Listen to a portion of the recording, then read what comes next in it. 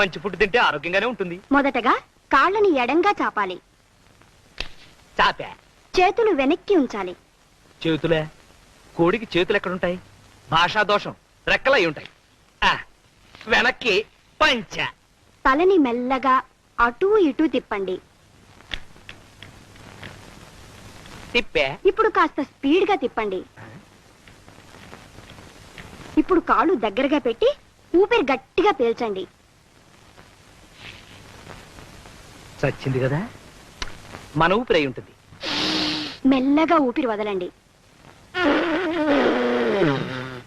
ఇప్పుడు తల కిందకి పెట్టి కాళ్ళని పైకి లేపండి. తల కిందకి, కాళ్ళు పైకి లేపిన కాళ్ళని మెల్లగా అటూ ఇటూ ఊపండి. ముందుకి వెనక్కి, ముందుకి వెనక్కి. ఇప్పుడు మీ ముందు గుమగుమలాడే చికెన్